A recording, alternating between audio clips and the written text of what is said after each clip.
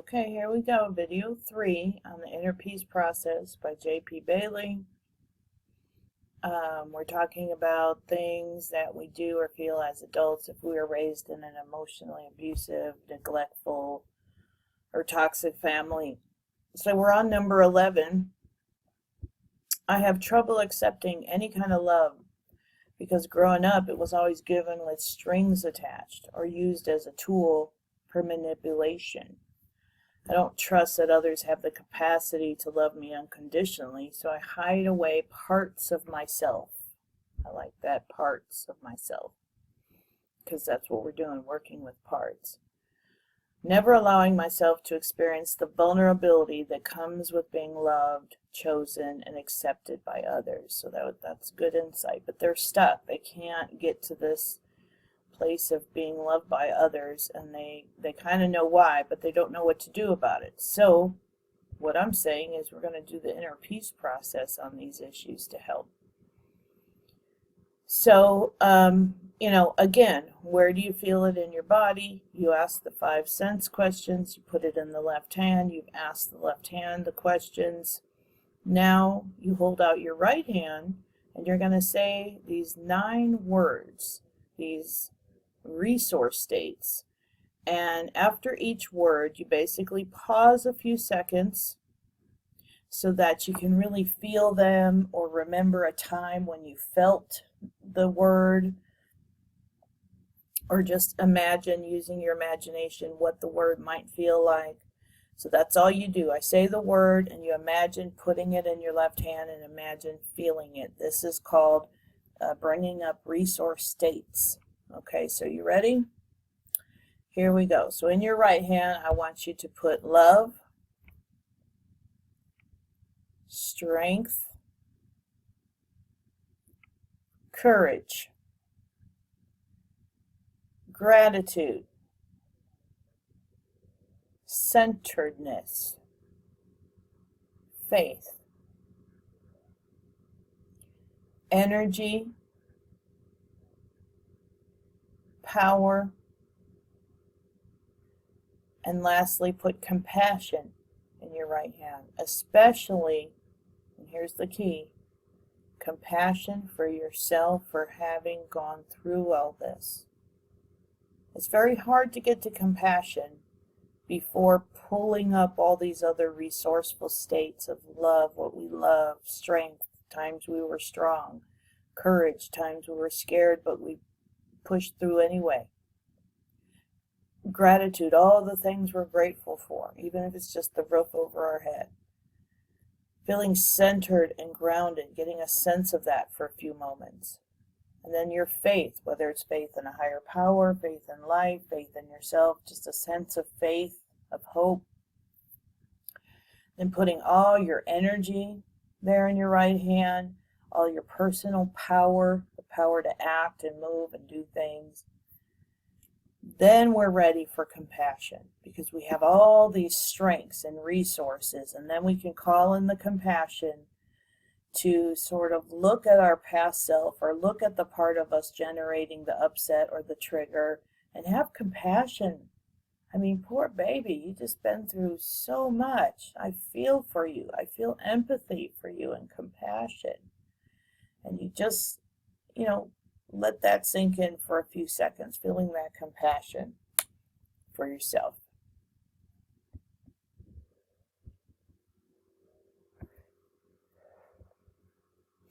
All right, so moving on to 12. I feel the need to please everybody I deem of authority. Yeah, remember the old authority.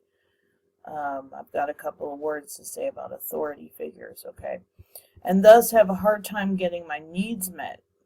I strive too hard for a perfection, there's that perfection again, that doesn't exist, and then eventually melt down when too many things are not up to the standards held in my past. So we're just, trying to do the impossible, trying to meet all these standards that, other people put in our head of authority, and it just doesn't exist. So we're just kind of trapped in something we can't even ever accomplish.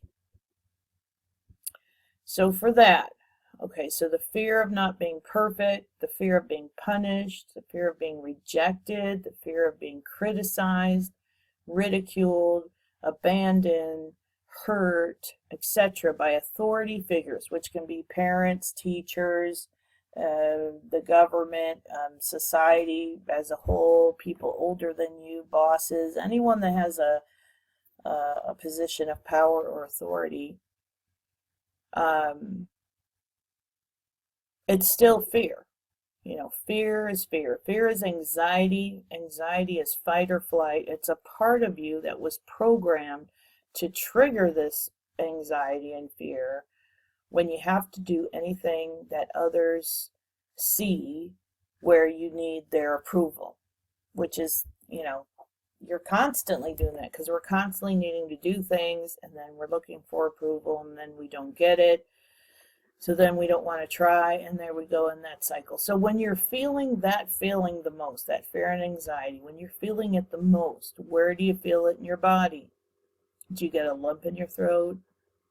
Do you feel a painful pressure in your chest? Do you feel your stomach, bubbly? Do you feel your heart kind of sinking? Where do you feel it in your body? Find it. That's always the first step. 13. I find myself always explaining my every move. I explain why I bought something, why I did what I did, etc. I feel like people think I'm lying to them, so I owe them like a detailed explanation. I can relate to that. Kind of that guilty feeling. So we have to make sure everyone knows we're doing right. Okay, also feeling as though if I say no to someone, they'll hate me or they'll get mad at me. So even if I'm inconveniencing myself, I'll say yes, basically to avoid that's the backlash that we're going to get. Okay, so this feeling of working too hard to get accepted and explaining everything you do for approval, how does it make you feel if your worst nightmare came true and everyone called you on it? Everyone said you were doing wrong. What would happen? How would you feel? What if you said no to every person you're close to who asked you for something? Would you have a panic attack? I mean, really. And where do you feel that in your body? So you want to trigger it, to feel it in your body so that we can run it through the inner peace process. I hope you're getting this by now. This where do you feel it in your body should be an automatic question as soon as you're upset. The question is the same for every trigger, every intense emotion, every charged up feeling, every reactiveness. Okay, first locate it in your body and then describe it in the physical terms with your inner mind, with your mind's eye. Describe its shape, color, weight, temperature, and sound. It's only then that it sort of calms down and that you start to have some healing type of control over it. Once you go within and do this description thing, now you're like in this, you've switched positions. You're able to heal it and have a little bit more control over it. Okay? And then only then can you communicate with that subconscious part of yourself that's wrapped up and wound up into that emotional reaction you have. So a part of you is generating the upset. We're communicating with that part. The goal is to integrate your parts, your inner parts. Having your resource states in your right hand, you can now go back to the left hand and tell it to dump all of its fears and problems and everything into the right hand so that the right hand, which with all the resource states, remember, can come up with some new ideas on how to handle it. Then you address your right hand and you tell it to take in everything that the left hand gives it. This is all happening unconsciously. You just tell it to do this and it's doing it. And to come up with new ideas on how to get the left hand's intention or goal. Remember when you asked it what it wants, that's the intention or goal. So that we want new ideas from the right hand to get that goal accomplished, but without the trigger. Okay, so we want to have other choices rather than it just triggering you and keeping you stuck. Just pause And let that happen in your mind while you're holding your left and right hands in a position sort of in front of you where you feel that they can communicate with each other. Maybe your hands are facing each other. Give it a few long seconds. Actually sense and feel that the left hand is kind of doing a brain dump over to the right. The right hand is strong enough to take all that in and come up with some new resourceful ideas. And when that's complete, we're going to go on to the next step of the inner peace process. So let's see if we have time for number 14. So number 14, I avoid asking help from anyone because I don't trust anyone. I believe if someone offers me a hand, there will always be something that they want to ask for in return. I have friends, but I don't have a best friend. I keep my distance from people. Automatically, my wall blocks anyone. Does that make you sad and lonely? Are you scared to ask for help? Imagine you're asking for help after saying no to them.